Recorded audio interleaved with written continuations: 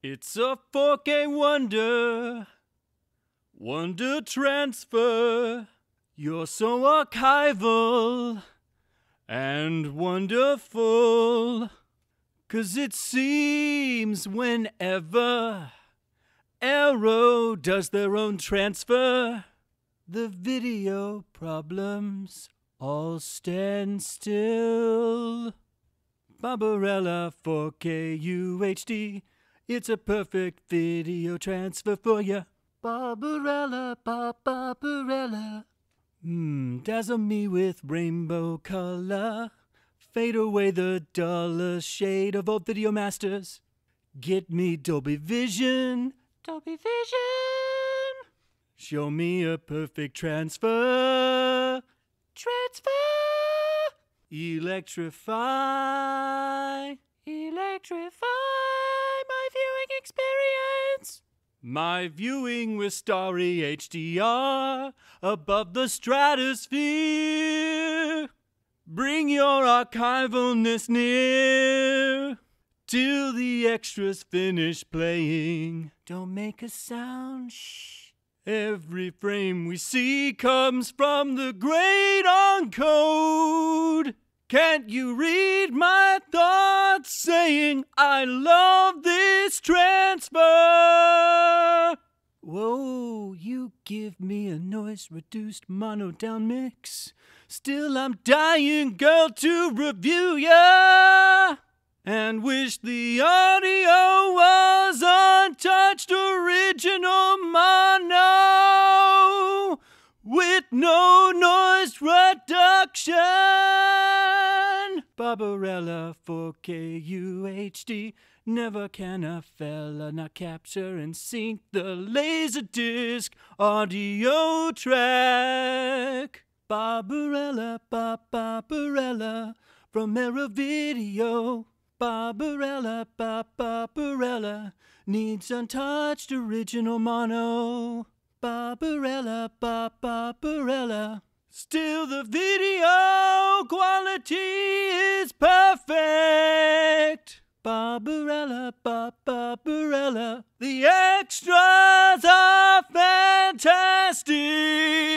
Barbarella, Barbarella. On UHD from Arrow Video. Hello and welcome back to this damn full idealistic crusade. This video is a review of the recent 4K UHD and 4K restoration from Arrow Films of the iconic 1968 film Barbarella, based on the French comic strip, and was directed by Roger Vadim, who at this time was married to the film star Jane Fonda.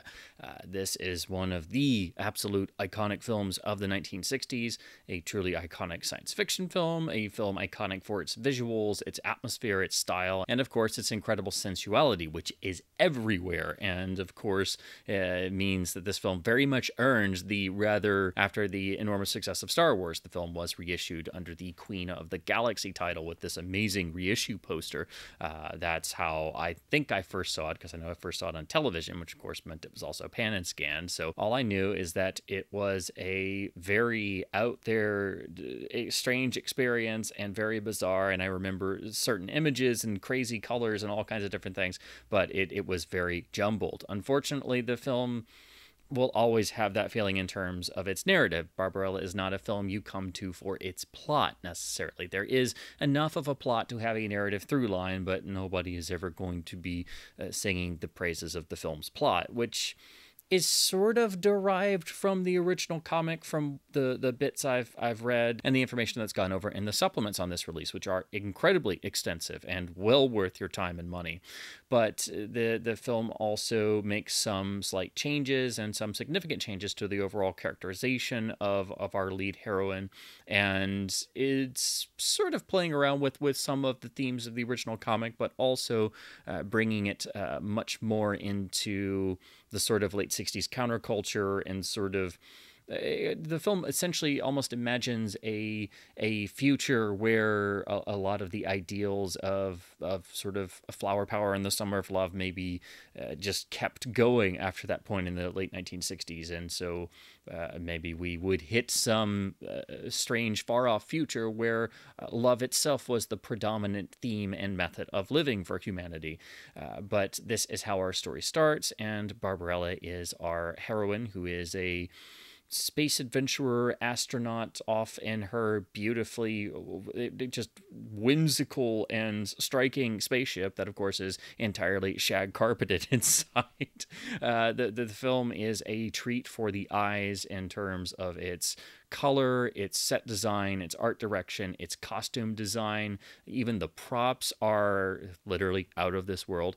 The film was a co-production. It was, of course, produced by Dino De Laurentiis, shot in Italy, but also had funding from Paramount. So you had a major American studio putting up some of the funding and giving the film a wide release in the United States and globally. So this was sort of a coming together of multiple different interests and different film industries. And it's also sort of prefiguring films that De Laurentiis would continue to make that would only get bigger and bigger and have more or entirely American financing. And interestingly, this was also being done at the same time as De Laurentiis would actually make the film Danger Diabolik, which of course was based on the Italian comic. So he was basically making two comic adaptation films at the same time when that was really a novel concept, because any sort of comic material was viewed typically as for children in most countries, except in France. They did have a greater respect for the comic form. Even the Barbarella comics themselves, although they were geared for adults and very much for mature readers,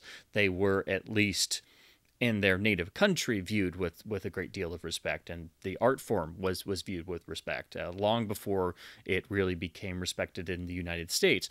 But for anybody, any film producer, to even think of adapting comic material and making not one but two features pretty much at the same time is really striking, and shows how far ahead of the curve De Laurentiis was in this. And of course, he would continue to make other films based on similar characters, the most notable being Flash Gordon in 1980, which I think has quite a bit of, at least there's some shared DNA between Barbarella and the 1980 Flash Gordon. I think that film really does kind of fully realize a lot of the elements and ideas that are here in Barbarella, but ideas that don't necessarily fully come together here. So I think if you look at Barbarella alongside Flash Gordon, I think you can recognize there's a lot of similarities. There's a lot of similar mixture of different tones of trying to combine serial adventure with a more adult knowing quality with some inherent social satire and, of course, a good deal of sensuality. Although Flash Gordon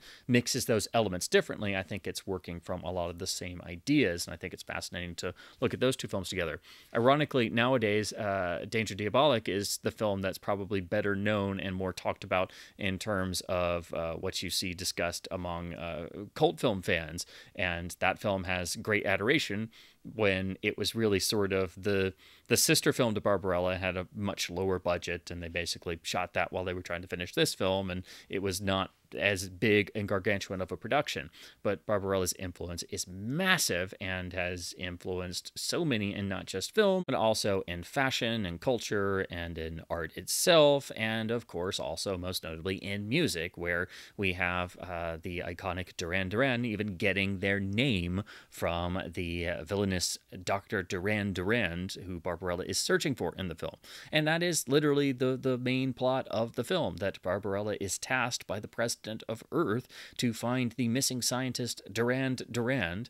And it's hard to even say that because we think of Duran Duran, so you got to remember to put the two D's on the end of the name. But she is tasked with finding him because Duran Durand has created the positronic ray, which is essentially some sort of doomsday device, an ultimate super weapon that could perhaps engulf the entire galaxy in a war, which has not been seen in centuries by this point. So essentially, Barbarella goes and winds up crash landing on the planet and sort of having one random adventure just going into another. And you can also definitely get the feel of the film having a sort of episodic flavor, which I guess sort of ties in to being based on the original comic, which did come out in multiple volumes, and also harkens back to the classical serial adventure form, like what you would see in newspaper strip comics such as Buck Rogers and Flash Gordon, and then most famously in the Flash Gordon serials, broken up into the individual chapters as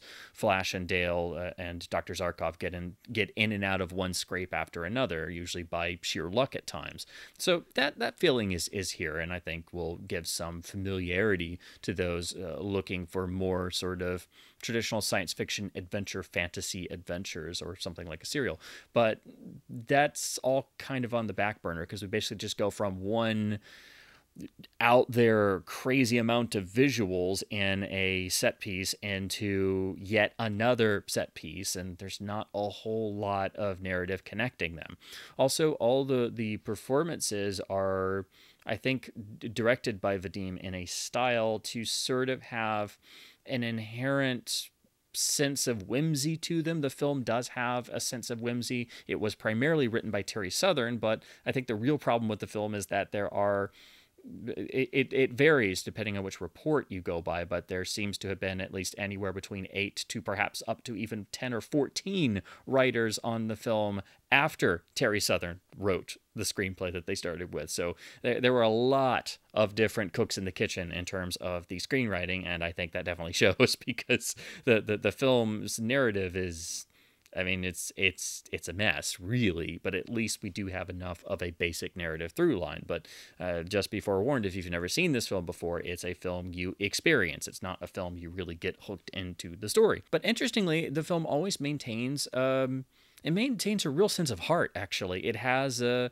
certain effervescent quality. It's a film that I think will certainly disappoint most people the first time in terms of its story not standing up as a standalone narrative all that much. It certainly makes up for that in the visuals and the production design and all the amazing efforts that went into all the other parts of the film experience.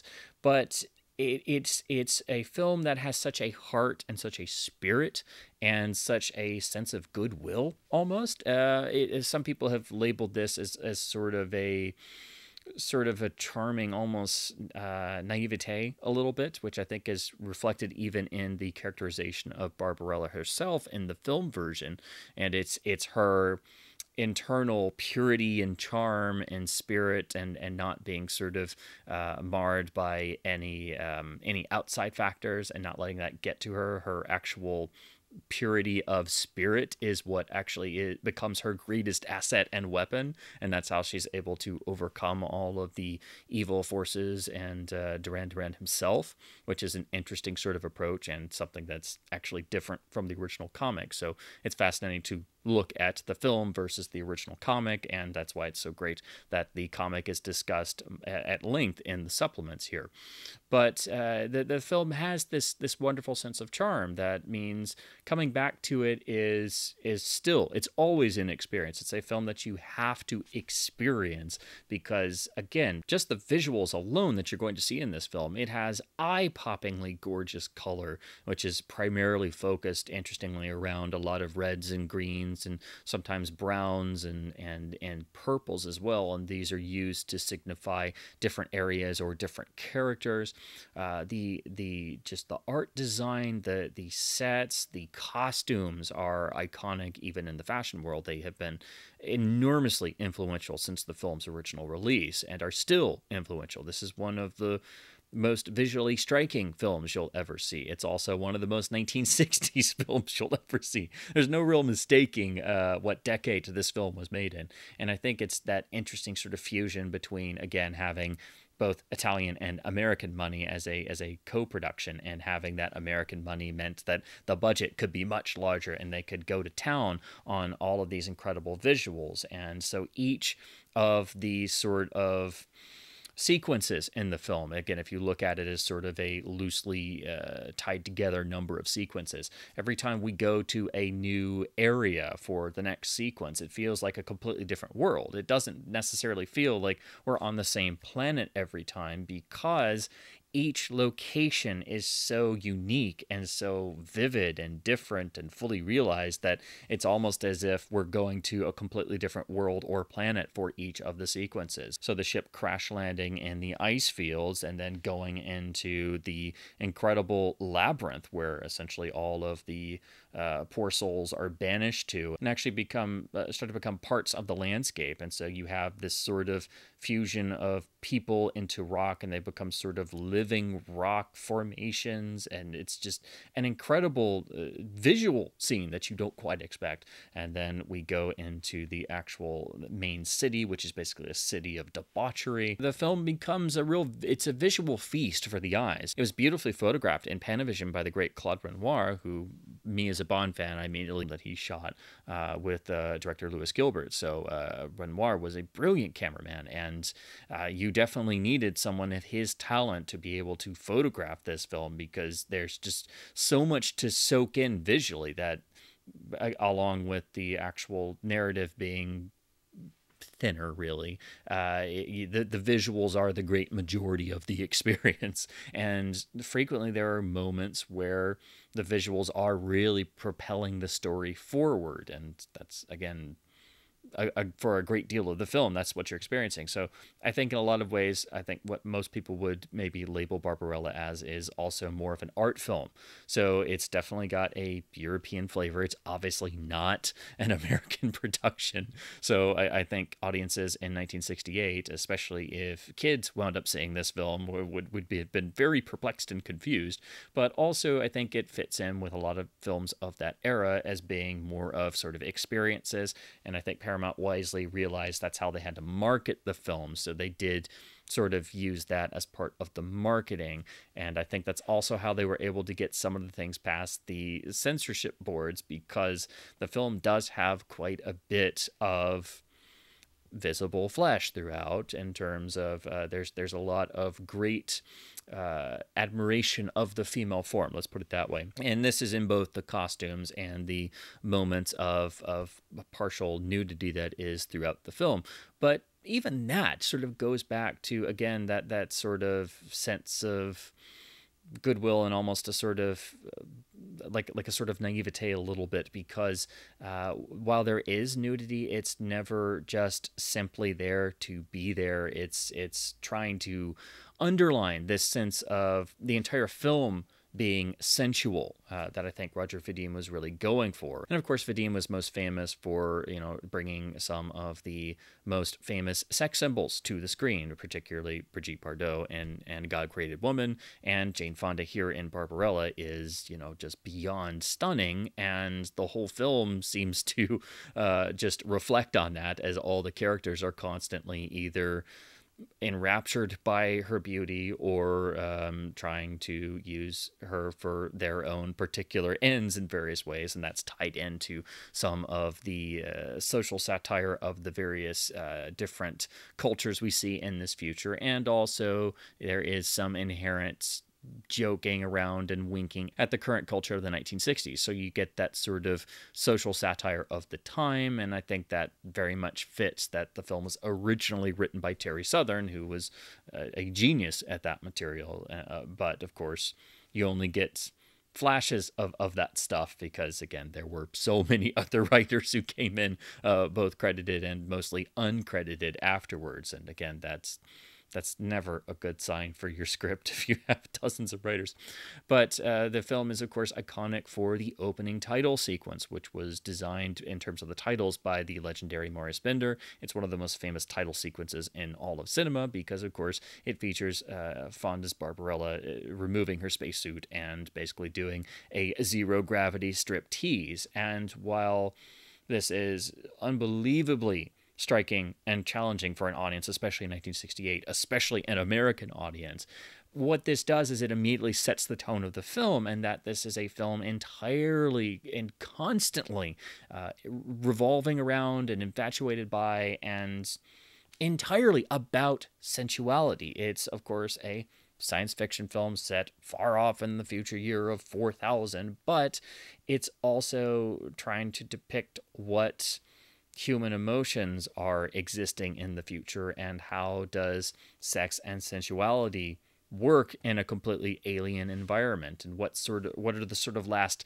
vestiges of our own human condition, and how has this changed over time. And also it's using the character of Barbarella as a sort of catalyst for trying to sort of find more of that central core of humanity and be a sort of positive force. She winds up being a very empowered character in the film, which is interesting because something happening, so she doesn't wind up getting killed, so on and so forth. But again, this is a film where they're using the character's purity of spirit, and that's her greatest asset, and that's why she is, as the retitled version would say, the Queen of the Galaxy. That's the unique element that she has retained, and it's her humanity and her sense of self-empowerment and embracing her own sensuality, which is why she's such a powerful character in comparison to all of the would-be assailants. So it's kind of deceptive in that way. At first you might think she's just kind of falling into one sort of snake pit after another and just sort of accidentally getting out of things.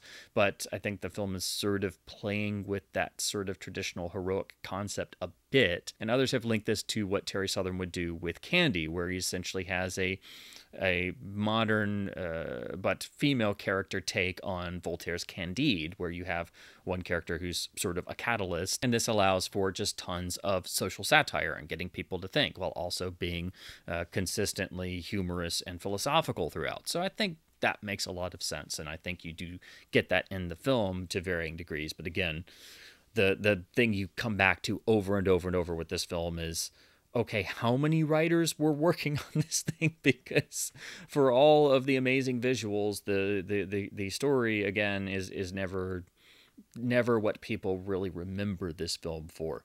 It is one of the ultimate examples, I think, of a film that's a great experience, and it's certain visuals and certain characters you remember, like the blind angel of Pygar, who is played by John Philip Law, who looks incredible with his incredible features, and just the idea of having a blind angel around all the time. It's just a really striking visual. So even that is not a simple thing. They had to find something to make it even more striking. But it's also it's a visual feast for the senses, and it is extraordinarily 1960s in terms of the sort of futurism that's on display. And you can see in looking at this film, if you've never seen it before, I think you'll immediately start to recognize elements that were so influential. They sort of just seeped into pop culture at large and have come in and out of vogue over the years. But you'll start to recognize a lot of elements, I think, that have been incredibly influential. But it is definitely a film that is to be experienced, and that has never dated. That's why I think the film is so iconic, is that in 1968 especially, there was nothing else like this, and especially a film that had Paramount money and got a major U.S. release that also had that European sensibility. It was also shot and made in Italy, and so it was this co-production, which also gave it a unique flavor. You had Roger Vadim trying to push some of his more what would be termed arty ideas, so it's also like an art film. So there's a lot of different elements in the soup pot of this film, and so I think that and the overall unique vibe is what immediately made this film successful on release and iconic, and of course infamous among certain audience members, especially you read all the stories and hear all the tales of younger men essentially going to see this film for other sort of side benefit reasons, which of course become plainly obvious as soon as the title sequence starts. So for all of these reasons, I think it still remains one of the most iconic science fiction films, even though it's really, to paraphrase the tagline, doing its own thing. It remains unique, I think. It's visually stunning and striking. It has a really nice score. It has some just incredible costume design, art design, set design, brilliant photography. some really interesting sort of future concepts and bits of social satire it's playing around with. The rendering of Barbarella herself is atypical, I think, and it's also distancing itself from the original comic while keeping at least enough of the core elements there, I think, to actually still feel like an adaptation instead of a completely separate work in its own right that just kept the name. But it's just a fascinating film to study. It's a film that, even if you don't quite get it the first time, especially if you were like me and you saw it very young and it was just very confusing, but you still remember certain visuals and all the amazing color and things, which still came across on crappy old pan and scan broadcast versions of the censored recut version. It's a film that I think really opens up the more you see it, and especially when you see it as an adult and you're able to fully appreciate all of the amazing visuals and the various ideas and concepts that are going on. The one main issue, though, is that there's not always a lot of cohesion with all of that. And I think that's also rather obvious. So I think that's also why it quickly became a cult film, and it's still beloved as a cult film. But also it's just, there's not anything quite like it. There are other Italian co-productions, of course, again, Danger Diabolik was made at the same time with some of the same cast and crew personnel, and I think you can draw connections to De Laurentiis making Flash Gordon in 1980, but even with all of those and all the other films being made in Italy at the time and the others that would dabble in science fiction or with comic-type characters, Barbarella still remains unique. There's just something about it that, aside from the incredible atmosphere and visuals and the experience of the film, it's very much a part of its time in terms of 1968 coming in at the end of the decade. But also it's just got this heart that is, I think, the most unexpected aspect when you come to this film. I don't think it's a film you would necessarily expect to have such a good spirit to it, and I think that's what makes it work, actually. So now we turn to the Arrow 4K restoration and UHD release. This was really a surprise announcement because the film had been handled by Paramount on video over the years and never really been given anything other than just the general upgrades. So there was VHS and then the nice letterbox laserdisc with the gorgeous, iconic reissue poster artwork. This was done for the 1978 reissue, which was slightly trimmed down and put out after the success of Star Wars. I guess Paramount was like, do we have anything space? Oh yeah, what about that Barbarella movie? Yeah, let's try to make it more kid-friendly and just throw it out there, and they put the Queen of the Galaxy subtitle on it. That cut down version became the version that was around, so that's what was on television, that's what was on, I think, all the early video releases. But then this 1994 letterbox laserdisc was prepared, and we finally got the full uncut version again, although it is still debated among fans and historians, and with glimpses of other images and things that are not in the film. There does seem to be other material that was shot or later changed, and so it's still possible there's a longer or alternate version of the film out there somewhere, but the current version on all the video releases and what Arrow has restored in 4K is original release version, and then the slightly cut down, edited Queen of the Galaxy 1978 version. Great of this Laserdisc, and then they finally did a Blu-ray in about, I think, 2012 or so, and it was okay, but it was just sort of a dated HD master, and it was just when Paramount was doing basic catalog HD upgrades, and then they just kind of gave up on catalog titles for a long while until a couple years ago with the sort of new Paramount regime in terms of the video department. So Arrow getting the rights and not only doing a UHD but a brand new 4K scan and entire restoration of the film was really something. I was completely surprised because I'd never thought this film would get this level of attention and care paid to it. So to talk about the picture quality of this new 4K restoration and this UHD release, this is absolutely stunning. I mean, the Arrow knocked it out of the park. All the previous versions of this film visually have been pretty good or solid, but obviously we're not coming from scans of the original camera negative, which is what was used for this.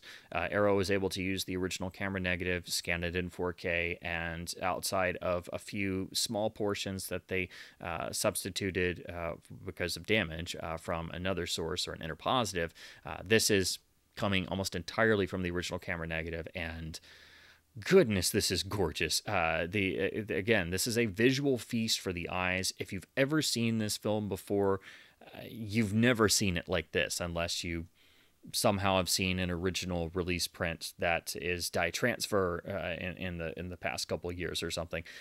This is just absolutely phenomenal. They have not gone in and really messed with any of the grain structure, so this is very much a hands-off as-is presentation. It is just gorgeous looking. And in addition, all of the special effects shots, all the opticals and things, they've been left alone. So you do need to expect those are obviously going to look of a different quality and have a much different grain structure to them. And of course, have a loss in quality because it's all optical effect shots. But having that difference and not having somebody go in there and try to normalize things and take the grain out and all that stuff that, say, Paramount would have done.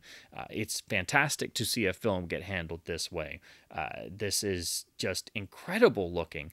The only thing I did notice is there are just a very, very fleeting tiny little mark or two, and there's one tiny spot in one of the opticals during the big air battle where Pygar is carrying Barbarella around in his arms. In one of those shots, there's a tiny, tiny little hair at the bottom center of the frame, but I think that's just inherent to the original shot. But outside of seeing one or two tiny fleeting little just tiny original marks or scratches, which I think are inherent to the original photography itself, outside of that, and that stuff is just inherent, I think, to the source, this is absolutely just stunning looking. And it's very much done, it seems, with a sort of hands-off, archival-minded presentation. The color is rendered so incredibly well. The detail is such that you're really able to just soak in all of Claude Renoir's photography. It absolutely wipes the floor with every previous iteration of this film, and makes the old Blu-ray look like something from 30 years ago. The quality difference is that much. This is for me, this is one of the finest looking 4K masters I've ever seen. It is absolutely stunning looking.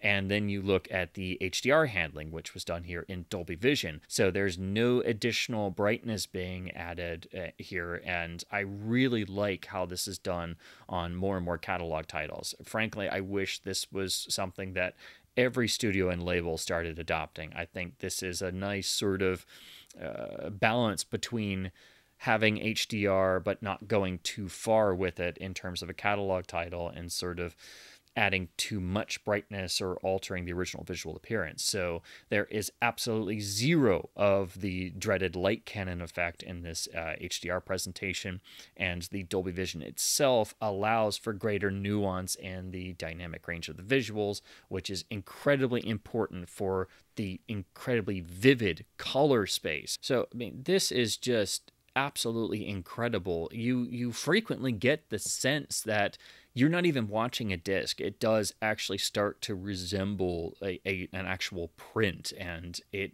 is so stunning throughout that you could almost imagine that somehow you've gotten a time machine and you're looking at a beautiful brand new original release print or a dye transfer print. It is that gorgeous looking. It's just incredible, and the mastering is sensational. It is frequently in the 90 to 100 megabits per second range consistently, and at times goes well over 100 megabits per second. So even the mastering on this disc is sensational with a very high bit rate throughout. So for me, this is one of the finest looking UHDs I've yet seen. I think this is a must upgrade for the visual quality alone, and for it being one of the great visual films of the 1960s, it certainly needed this treatment. It's needed this treatment for decades. And the previous Paramount versions have been, they had a pretty good Laserdisc in terms of the visual quality for the format.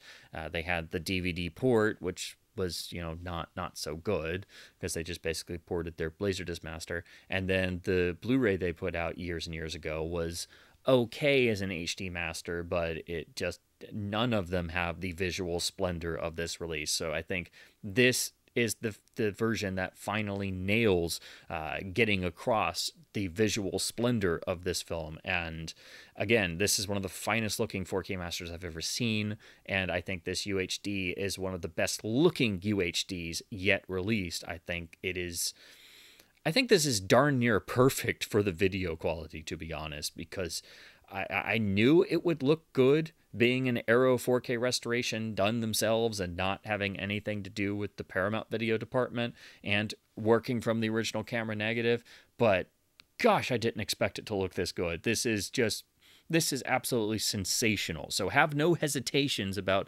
upgrading on the visual side of things. The only things I think you'll notice is, again, an occasional little speck or mark that pops through that are very, very tiny.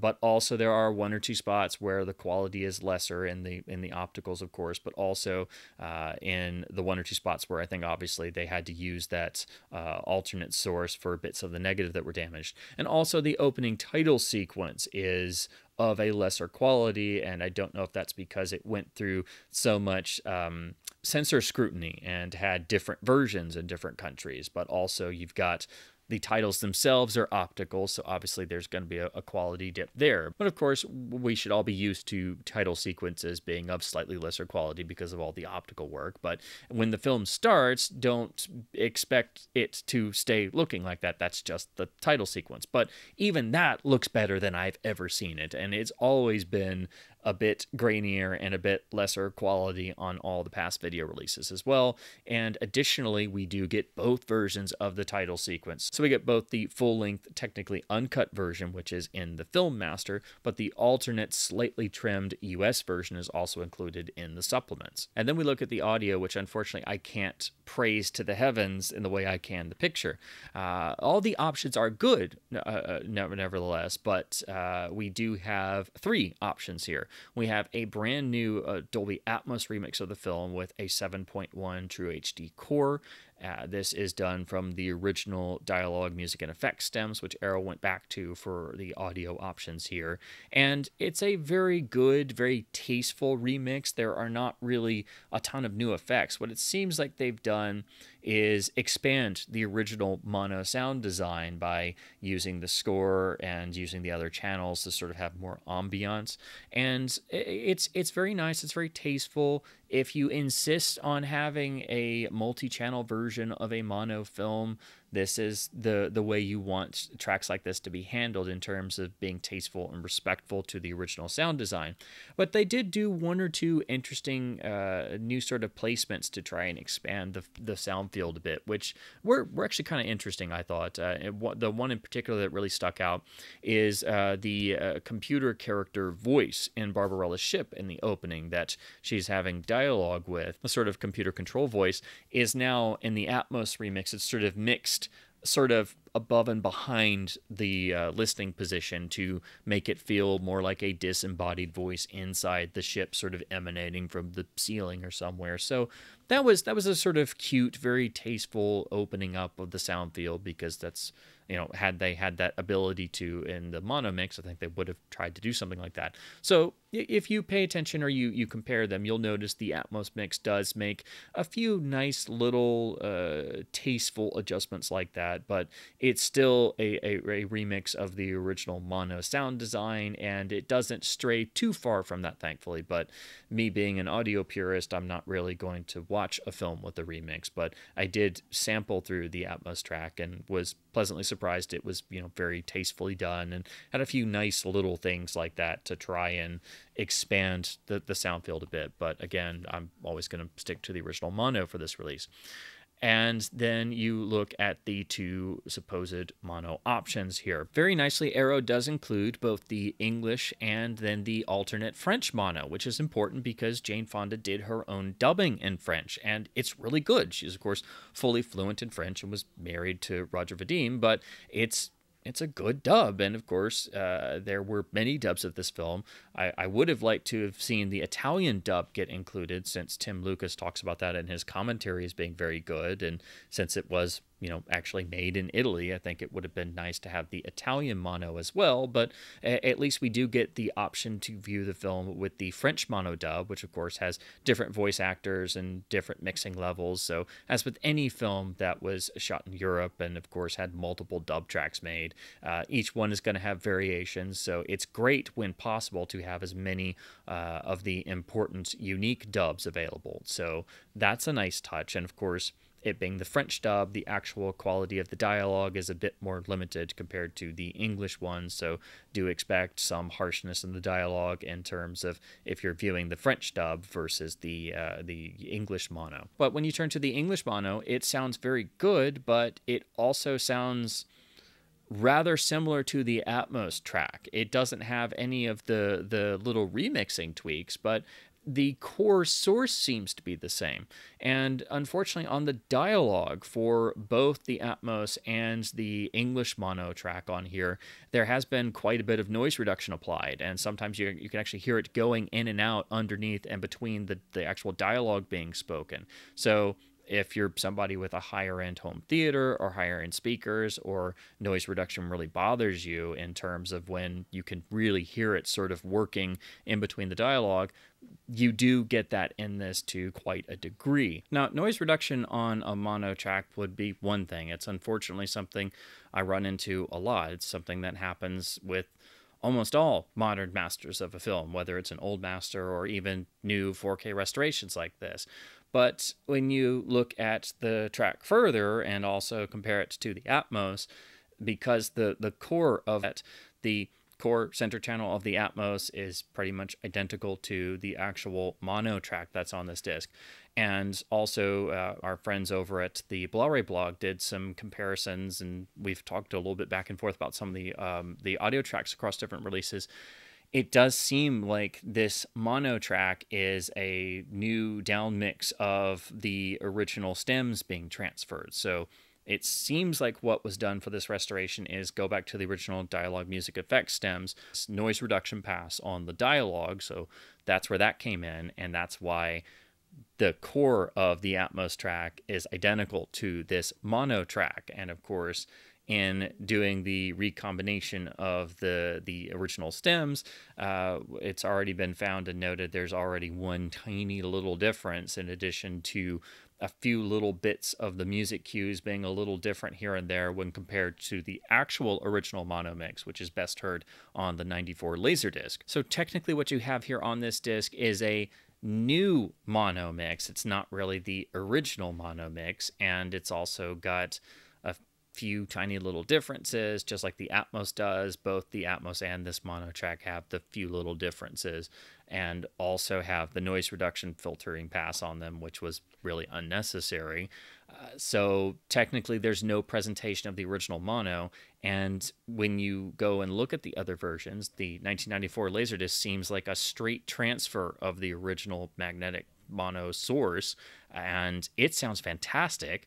It has natural hiss in it, but it's natural hiss and it's supposed to be there, and quite frankly, this sounds like they just did a straight transfer back in 1994 of what was in the vault, and it sounds fantastic and sounds better than what's on the Arrow versions. So this is the best sounding version of the film, and it's the actual original mono mix without the little tweaks and music cues being slightly different and things. So unfortunately, while this new mono on the Arrow release is, it's technically good, it's also not actually the original mix, and it has unnecessary noise reduction, and neither it or the Atmos sound as good as the Laserdisc. So this is, again, unfortunately a case where if you want the best audio source of a film that is actually noticeably better, you have to have a Laserdisc player and listen to the digital PCM of the mono track here. So I do think the Laserdisc is very important, and it is by far the best audio of the film,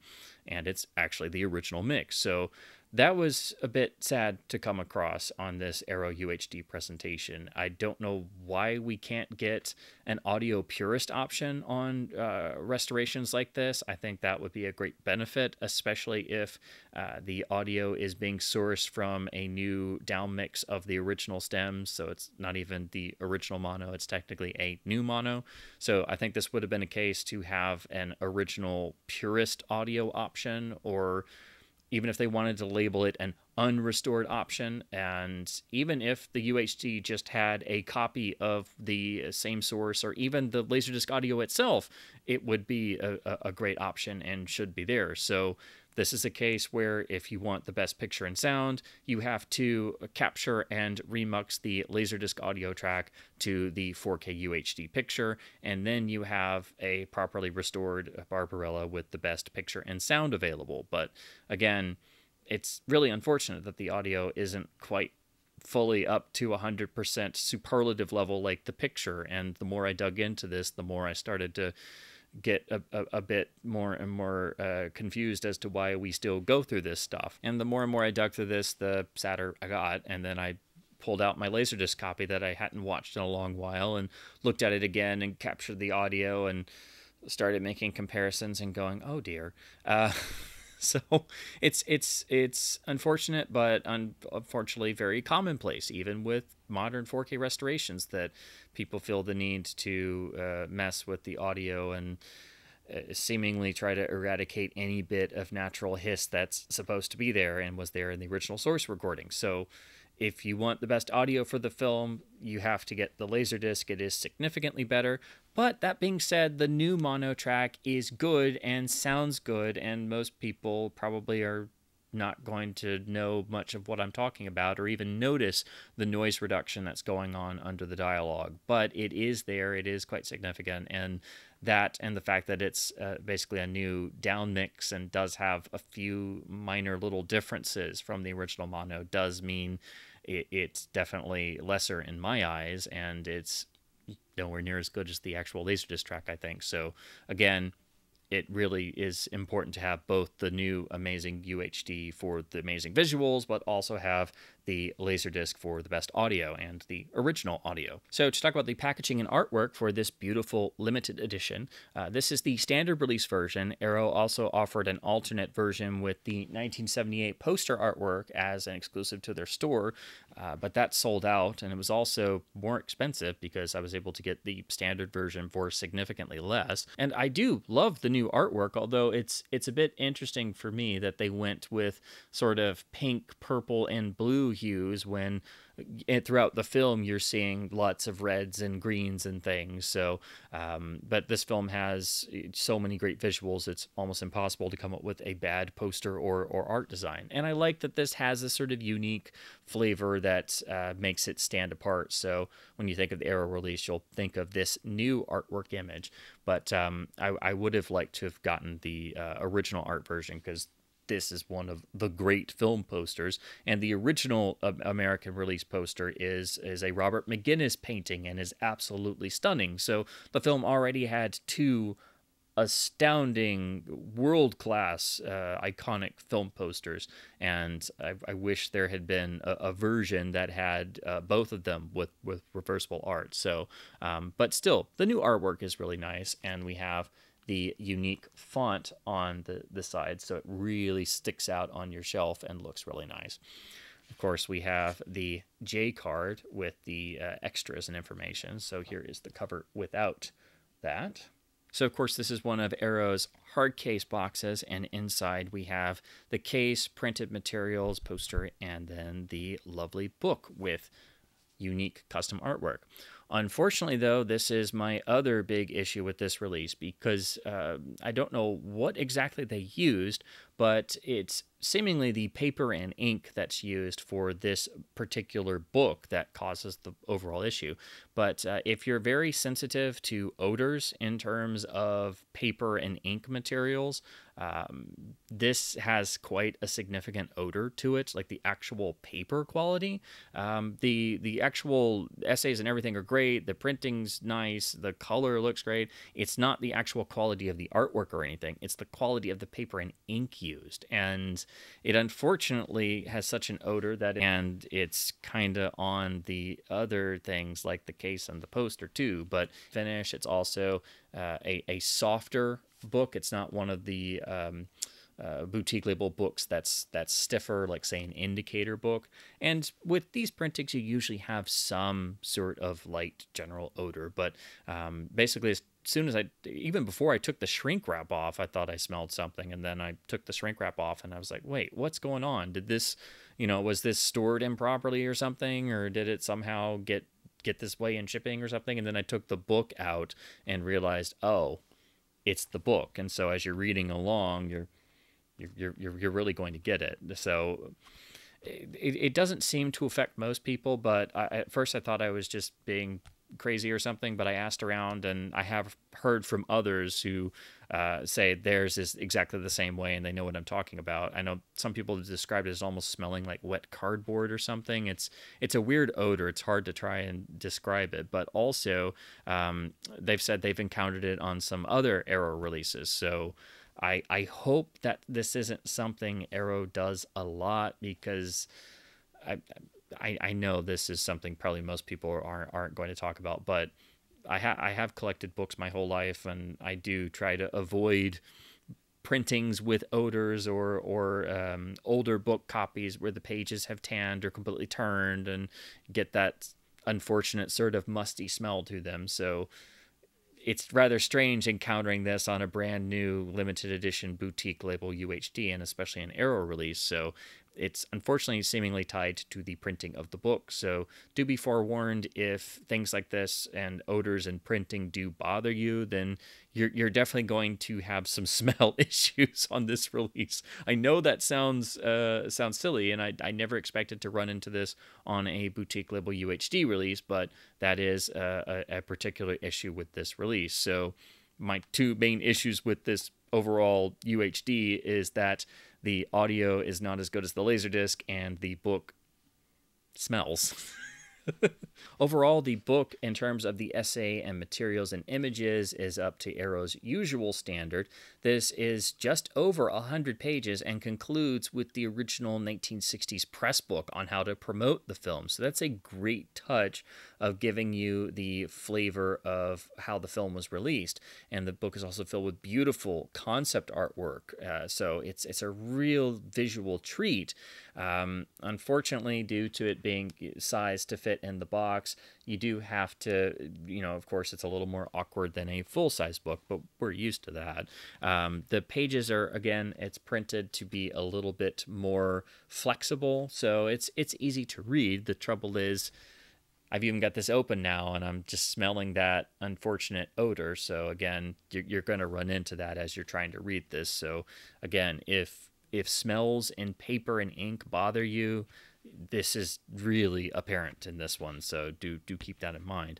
But again, everything else about the actual book is fantastic, and the essays are great. And again, it's over 100 pages, and you get the really nice wraparound art of Barbarella after her fun time with Pygar in his nest. Then we have the UHD case itself, which has additional unique artwork. So this is by the same artist, but different to the cover artwork. But, it keeps the same color design, obviously, so it matches. This still looks good, but honestly, I don't think it looks as good as the actual cover art. So I wish they would have just kept the same art as the cover, or given us both of the original iconic posters. But we do get the 1978 poster as the reverse to this, which I'll show you in a second. Of course, we have the same design on the rear. So even though I missed out on the original art version, we do get that again as the reverse. And it's nicely printed, although nothing's ever going to match the Laserdisc. So since I still have the LD, I don't feel as bad about not having the original art version, because I have the Laserdisc jacket to just stare at because it's so beautiful in terms of the original art. Inside we have disc 1, which is the feature film UHD with the commentary, and then disc 2 has the supplements on a Blu-ray. So this is a 2-disc set where the UHD is the film with a few extras, and then the Blu-ray is disc 2 with all of the rest of the supplements. This is how most Arrow releases are done, and of course if you get their Blu-ray version, disc 1 will just be the film and the new transfer, but in 1080p SDR. Arrow sometimes bundles all 3 together or does a steelbook with all 3 discs. I wish they would just go ahead and include the Blu-ray disc in these sets. It would be nice for convenience or watching the film somewhere else, or just to have that extra 1080p disc. It just would be nice if we could get all 3 in one of these limited sets, but I think we're all kind of used to Arrow just making it UHD feature disc and then Blu-ray supplement disc in the limited box. And we also get some nice little art cards which seem to try and replicate the original lobby card experience, and then each one is backed with the 1978 poster, so that's a nice touch. To have perished at the hands of Duran Duran. Here is Barbarella in the iconic shag-carpeted spaceship. Here is the iconic end film green costume that's in the entire climax. And then Barbarella captured by the hulking sort of Leatherman robot type enforcers. And then we get a nice fold out poster of the new artwork. This is the artwork that's on the case. And I will admit, I do think it does look better in larger form than it does on the case. So I'm kind of growing to like this more and more and more. But still, of the two, I do like the artist's interpretation that's used on the actual box a bit more than this one. But it's also double-sided, again, with the amazing, iconic 1978 poster. So, of course, this is what you got reproduced on the original art edition from the Arrow store if you picked that up before it went out of print. But, again, I of course, can look at my Laserdisc jacket too. And interestingly, all of the renderings of this poster on the Arrow set are a bit darker, and of course, Laserdisc jackets were always printed much better than modern physical releases usually, but I do think the actual rendering on the Laserdisc jacket still actually looks better even than the actual poster reproduction. Although this still looks really good. It's noticeably darker and a little bit softer than the Laserdisc jacket printing. And then we look at these supplements, which are absolutely incredible, extremely substantial, and will take you quite a bit of time to go through. So to look at these, we of course have the new restoration of the film, the new audio tracks, and then a fantastic new commentary from Tim Lucas of Video Watchdog fame and someone who is a renowned expert in Italian cinema, and so he was a perfect choice to do the commentary for this film, and he gives another of his incredible commentaries full of great insight into the history of the film, the history and development of the film, the history of the original comic, also a great deal of information about Dino De Laurentiis, and a lot of information about Roger Vadim, who he makes a case for rediscovery, essentially. So he talks a lot about Vadim and Vadim's other films, his other films with Jane Fonda, how they met, and their sort of romance and marriage, and where that was at and during the making of this film. And also he tries to make the case for Barbarella to be looked at more closely in a critical sense and to be appraised properly and appreciated for its many great artistic strengths, which I think he is right in doing so. So this is a great commentary track, but anytime Tim Lucas does a commentary, it's automatically great because he always does a fantastic job. So this was a wonderful inclusion on this release. And as soon as I saw that he was the one doing the commentary, I knew that this was going to be a really great track, and it indeed is. So this is a must-listen commentary. Also on the UHD disc, we get the alternative opening and closing titles. So this is essentially for the opening titles, it's the slightly trimmed, slightly differently done US version, and then the end titles from the American version are not only different credits, but they're also much shorter. But interestingly, these have also been restored. They are also presented in 4K and with Dolby Vision HDR, so these have been given the same treatment as the feature film restoration. So Arrow was nice enough to also restore and include the alternative opening and closing titles. However, they are presented as separate supplements. But I was really surprised to see that these were also in 4K and with Dolby Vision and lossless audio. So that was a really nice touch that they didn't have to do. And then also we get the isolated score for the film, which is great because the score is fantastic. And I guess it was easy for them to do because they were working from the original dialogue music effects stems, so they could very obviously include the music stem itself. So we get that presented here in lossless quality as well, so you can actually enjoy the score on its own. Then all of the other extensive supplements are on the Blu-ray disc too. So we have an entire, quite lengthy, almost 30-minute appreciation by Glenn Kenny, who talks about the whole production and why Barbarella matters and why it's iconic. And it's a really nice overview of the film, and done very simply, single person talking into camera, but it's a really nice overview. So it's the perfect first extra to go to on disc 2. Unfortunately, the only issue here is that it seems like he's just got a lapel mic on and the levels are a little hot. So sometimes when he's speaking, it's still perfectly fine and audible and things, but unfortunately his voice does distort a little bit. But I think we're kind of used to that happening sometimes on extras, but I like to mention little things like that. But otherwise, it's still the same fantastic overview of the film. Then we get a piece entitled Barbarella Forever, and this is basically a sort of reworking and editing together of various bits of on-set footage and footage of Jane Fonda and Roger Vadim off the set, and just sort of a bit of documentary footage seemingly captured in 16mm that was partially used for various original promotional materials and things.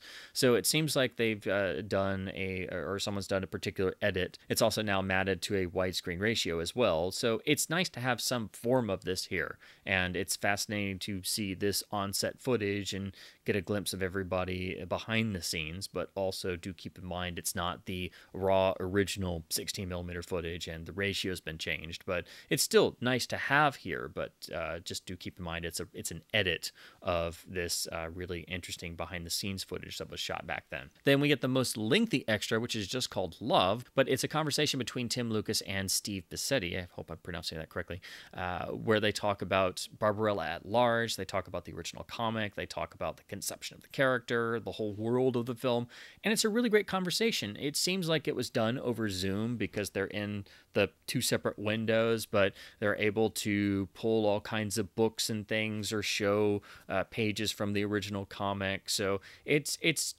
like a video podcast, essentially. If you watch video podcasts where it's recorded over Zoom or StreamYard or something, and it's two people having a great discussion for a couple hours, it's basically like that. And it's a great inclusion. Honestly, when something is as well done as this, it would be nice to see more of this type of material turn up on physical media supplement packages. So just because it's sort of a Zoom call, don't let that throw you. The quality is really high and it's nicely laid out. They've got the windows staggered, so you get to see, you don't have, just two small little windows. But it's a really great conversation, and it's nice to have visuals as well. So I also like that it's informal and a bit loose. So personally, I prefer this to the sort of we see on a lot of modern Criterion releases. This is like the loose, informal version and the most jam-packed of information of all the supplements because it's 2 hours long. We get an entire 30-minute interview entitled Dress to Kill about the film's incredible costume designs. This is a great piece with a lot of fantastic information, presented extremely well with a lot of great energy, and is just fascinating because the costumes themselves are so iconic and have been so influential in fashion. So you absolutely have to have something on the costume design. But also Elizabeth Castaldo Lunden, again, hope I'm pronouncing that correctly, she goes into details about the actual production design and aesthetic and just the visual aesthetic in general and the actual artist behind the work. So this isn't just about merely the costume design. It's also nicely more overarching about the whole visual design of the film. And again, it's lengthy at 30 minutes long, so she's able to get into all this material and it feel really cohesive as well. So this is a really well done piece. I mean, every one of the supplements on here, all the new interviews and critical pieces and things are fantastic. So again, this is just another incredible extra. We get a lovely interview with the original camera operator for the film, who talks about his whole career and also working with Claude Renoir and working on this film and being one of the many men on the film who was enraptured by Jane Fonda the whole time. So that's amusing. It's a great interview. He's wonderfully charming, and all the interviews on this disc release are fantastic and really just invest the viewer. It's really nice when the interview subjects are excited to talk about this stuff or talk about their past, and all of the interviewees in this supplement package are really invested and just very engaged, which makes all of these fantastic to watch through. We get a really lengthy interview with the son of Ugo Tognazzi. Again, terrible pronunciation, so I do apologize if I butchered that. But he talks about his father's career. He talks about the Italian film industry. He talks about where Barbarella falls into that and how the Italian film industry kept changing. And it's a great, lengthy interview that is so full of all kinds of additional details and context that do enrich your viewing experience of the actual film and the performance of Tognazzi. So this is another great supplement. And again, the interviewee is really engaged. And even though he's obviously not speaking in English and it's a subtitled interview, it just goes by like that. It's a breeze. It's fantastic. And you get so much more additional context you may have not had about the Italian film industry. We get another nice interview with Fabio Testi, the Italian actor who also wound up being a stuntman and was the body double for John Philip Law as Pygar. So he was the one who was hanging in the wires with the angel wings on as the body double all the time. So he has a lot of interesting, fun memories about that specific material and being on the set of Barbarella, but also his career as a stuntman and leading actor in the Italian film industry. And this is another great interview where the subject is really invested and wonderfully charming, and it goes by like that. It's absolutely fantastic. Then we, of course, also get a video essay entitled Dino and Barbarella. It's about De Laurentiis trying to produce this film and being fascinated with comic characters and, again, being sort of ahead of the curve of adapting popular fiction characters and comic characters, decades before other people thought it was even feasible, let alone a good idea, and you could make money doing this. So that's a nice inclusion here to talk more about the film's producer. And then, of course, we get a gallery with the original trailer and some TV and radio spots. The trailer is in HD and is actually in the scope ratio, but it's just a basic HD scan. And it's amusingly the US trailer, which ends with the credit suggested for mature audiences, basically saying, don't bring the kids because they're gonna see some nudity, and it's 1968. We this is how we word things like this in terms of classification. I've always loved that sort of tagline that they would put on films in the U.S. Before the advent of the rating system, but that's nicely included here. So we do have a good HD version of the film's original U.S. trailer. The TV spot is unfortunately in rather low quality, but it seems like that's the only version that survives, and at least we get some version of the film's television advertising, which is fascinating to look at. The radio spot is also another nice inclusion, but of course is of limited fidelity and is here as a lossy Dolby Digital mono file. And we also get a pretty nice image gallery with a bunch of production stills, lobby cards, posters, and other various promotional imagery from the film, which all looks quite nice. And it's a quite extensive image gallery, so it'll take you quite a bit of time to go through. The only thing I want to mention, though, about some of the featurettes, like most supplemental features packages, they are usually directed or produced or come from different entities. So some will have unique little credits and things for, different companies that specifically make featurettes and stuff, or if they're not entirely done by Arrow or the label. But one particular person did a lot of the interviews and things, and they make a really detailed credit sequence and things. But it was rather amusing because each one of them opens with a featurette featurette by, and you get a whole credit, and then it's just a on-camera interview. So I don't know. It was just kind of funny seeing that multiple times, and that same the whole bit of a featurette by, and it has the whole coming towards the screen effect, but then it's just a 20-minute on-camera interview, and then it has the same closing credit.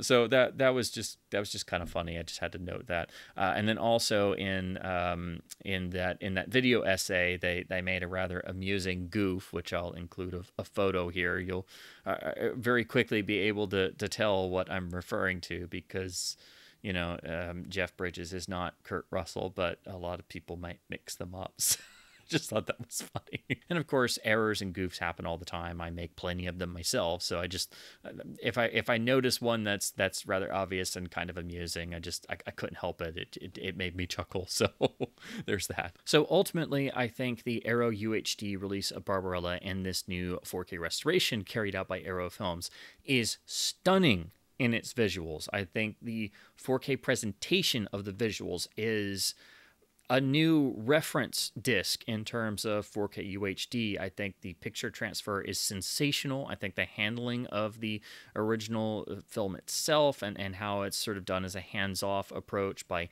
not messing with the grain structure, not messing with the opticals and effect shots, and presenting the film visually in such stunning splendor, and additionally with lovely Dolby Vision that does not go into any potential revisionism territory in terms of the visual presentation. Again, this is a new demo disc benchmark for UHD. This is one of the best looking 4K masters I've yet seen. It's one of the best looking UHDs I've yet seen. I think the supplements are phenomenal, and this is an absolutely loaded disc in terms of the supplemental features, and you get the lovely new packaging and the nice new artwork. But for me, the drawbacks here are the handling of the audio, not technically having the original audio mix, and the mono here having quite a bit of noise reduction, although it still sounds good. So for most people and most viewers, they will have no issue with the mono. But if you do happen to have the 1994 Laserdisc to compare with, you will notice that the Laserdisc mono is significantly better because it doesn't have the noise reduction applied. It doesn't really seem to have any at all, and it sounds fantastic, but also it's the original mix. And there are a few variations throughout the new mono because that is a new transfer from the original stems, and in the process there are a few slight differences compared to the original mono. So there should have been a purist audio option on this disc. There should have at least been a copy of the Laserdisc PCM on here, because that would alleviate this problem entirely. But I do give Arrow extra credit for including the French mono track where Jane Fonda is doing her own dubbing, and it's a nice experience for the film. So we at least have 3 audio options on this new presentation: the Atmos remix, the new mono, and then the French mono. So you have 3 options, and all of them sound good, but do keep in mind the Atmos and the English mono here do have noise reduction on the dialogue and are not the original mix, and really still the Laserdisc is the best sounding version and does sound far better, I think, overall, because it's had no noise reduction applied and it's the original mix. The other issue is the unfortunate paper and ink used for the book that does cause significant odor. I hope it lessens over time, and I have actually had the book outside of the box just on a shelf out trying to air out some, and it does seem like it's gotten poster do still have that odor kind of in there, because it was all, even though I've read through it a few times now and I've read all the essays and I've had it sitting out for a couple days trying to air out some. And so I don't think it's ever entirely going to dissipate. So again, do keep in mind, if you are sensitive to smells and odors, particularly in particular paper types and inks that are used, if that's something you have an issue with on certain book printings and things, that is an issue on this release. And it's apparently, with talks I've had with others, something that has happened on a few Arrow releases in the past. So I would hope that Arrow and other labels would avoid using whatever causes this, because it is unfortunately smelly. It makes the whole box smell a bit. So unless you're trying to go for a smell effect, but you know, that would maybe be reserved for a John Waters film. I don't know, but yeah, it's unfortunate, and it's so pungent and noticeable that that's why I felt the need to actually say something, because this is the first time I've run into this issue on a physical media release, and it does kind of mar the experience of reading the book when you're just constantly going, oh yeah, oh yeah, there's that smell again, oh no. But again, it'll hopefully dissipate more over time. So aside from the issues of the audio and the odor and the actual book printing, I do think this is an absolutely stellar release, but again, it does really get marred in my mind in terms of how the audio is handled, and the fact that this is another title where I do have to hang on to my Laserdisc copy because it does sound so much significantly better, and it's actually the original audio track. So if you love this film, I think you really do need the new Arrow UHD release, obviously, but also do supplement it with the original Laserdisc for the original best-sounding audio, and of course the lovely jacket as well. But again, the supplements are first-rate on the new Arrow release. The handling of the actual film restoration and how the visuals and the picture quality is on this UHD is sensational. So in terms of the picture, this is a demo disc title for sure. This is a title you can put on that will sell televisions, and it's just sensational. I just wish the audio was better. I wish there had been a purist option or a copy of the Laserdisc audio in terms of the original mono mix on here. That would have made this release perfect in my mind. Again, outside of the smelly printing of the book. I know I keep harping on about that, but it's really smelly, guys. Please don't, whatever this a paper and ink combination is, please don't use it again, because gosh, it's really stinky, and it makes the whole box stinky, unfortunately. So in closing, this is a release that I wish was stellar across the board. There's a lot of great effort that went into this. The picture quality is first rate. The supplements are first rate. The box is first rate.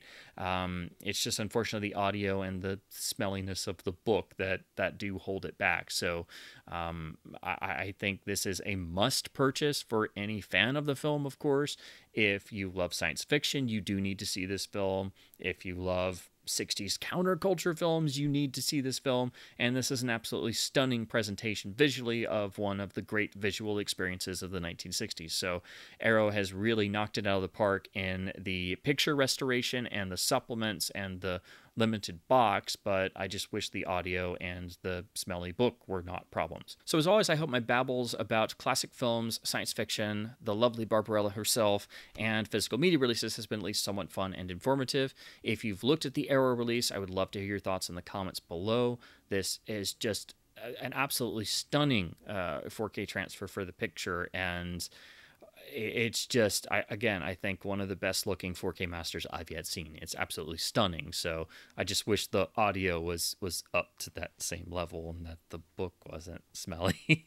So as always, please do keep supporting both studios and boutique labels by buying films on disc to help support incredible efforts like what we see here in the Arrow release. And we can hopefully see more of boutique labels carrying out their own 4K restorations of films that have not been given that level of quality treatment and care and attention by the studios that hold them, and can result in incredible new picture masters like what we see here. So in buying disc releases, you're supporting efforts like this and allowing for both physical media and film culture to stay alive and thrive.